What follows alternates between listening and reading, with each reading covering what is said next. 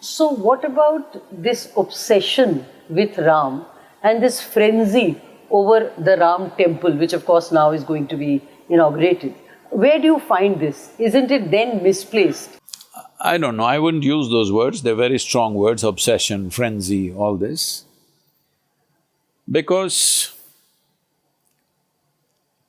if somebody has to be an inspiration after 7,000–8,000 years, there must be some element there. Not for one or two people. For millions and millions of people, if someone has to be an inspiration after thousands of years, there must be something. If we don't see that something, then we will say it's an obsession, it is this, that. What do you see? Let me come to this. And anyway, coming to that Ram temple, so Ram had a series of problems during his life. Even after thousands of years, he still has real estate issues. His real estate is not settled after thousands of years. So people who love him want to settle that real estate. I think it's settled, Supreme Court has settled it. So they want to build a temple. It is devotion. Why should it be termed as frenzy and obsession? Is it, let me use another word which again you will say is strong, isn't it divisive? Why is it divisive? Because it cuts across two communities. Really? It's been a bloody tale, and by bloody I mean a tale of blood, a tale of killings, a tale of riots. What's happened in the last 800 years is the bloodiest tale that's ever happened in any part of the world ever. What happened to the Jews with Adolf Hitler? What happened to Native Americans with North America? What happened in Cambodia? All these things are nothing compared to what happened in India in these 800 years. And if you don't think that is bloody, and there is no any kind of remorse in people who committed those things, then just people want a small piece of real estate back for their asta, and that is divisive. Why is it divisive? I mark that you're using the word real estate and not temple. Is that deliberate? It is real estate, but temple is built by devotees' hearts. The land is just real estate. But it's sacred for them because it is identified as a birthplace, and obviously there's no question mark whether there was a temple or not. It is not one temple.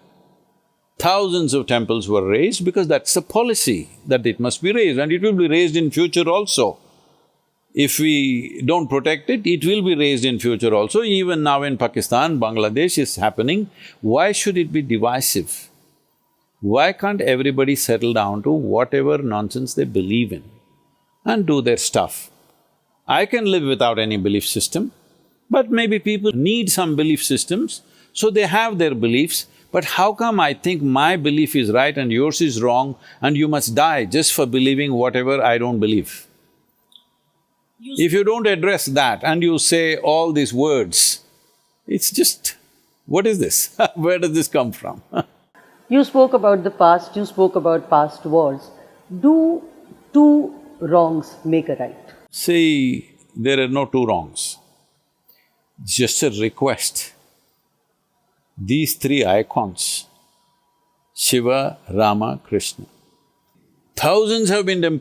temples have been demolished. Nobody's asking because it's impossible to refix the history, and nobody thinks it can be… we can refix the history, nor is anybody interested. These three icons, where their, their basic presence was, these three iconic places they're asking for, why can't it be just offered without a fight? Where is a fight? And nobody is fighting, they're only going to the court. Court is not a fight, it's a legal process. Why are you calling legal process a fight? You have never prayed in your life or gone to a temple, or have you gone and when did you stop going? And have you read the scriptures? I have definitely not read the scriptures. I'm not a temple-going person, I have built temples, but I don't go there. If I go to a temple, if there is… see, our temples are not places of prayer. This is something that people have completely missed. Probably in the north, it's completely gone. In southern India, still the instructions are there. Here the instructions are, in Karnataka and Tamil Nadu, if you go to your temple, nobody told you must pray, you must appeal to the god and this and that. If you go there, you must sit quietly in one place, because these are different types of energies. Consecrations are of different types. Each deity is consecrated in a certain way to open certain dimensions of your life. So you are supposed to sit there and imbibe that. Even in North, they only told you to have darshan, not have appeal, isn't it? Darshan means, because it's an energetic form, you take that impression into your mind and your heart. This will transform you.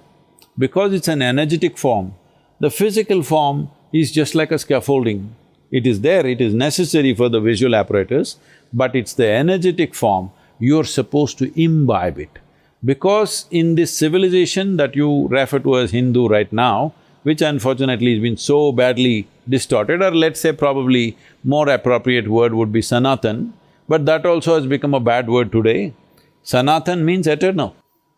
So in this culture, nothing can be eternal unless it's all-inclusive. In this culture, there is no such thing as prayer. In this culture, there is darshan. In this culture, the aspiration is not to go to heaven and sit with God. In this culture, the aspiration is to become divine. The aspiration is to become divine, because what we consider as divine is something that's risen above what we normally think is human action-reaction kind of life. See, for example, many people, even in newspapers it's being written, Tendulkar is cricketing God. Because in people's mind, at least during his time, it's still so, whatever we thought was humanly possible, he rose beyond that, just hitting a damn ball, that's all.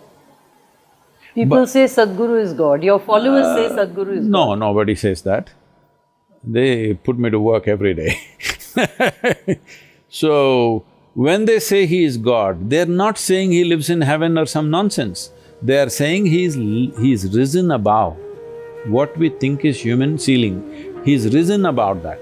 This is how we worshipped Rama, Krishna, everybody. They rose beyond their limitations, no matter what life throws at them. Even in a battlefield, they're cool. Even in a battlefield, he's joking.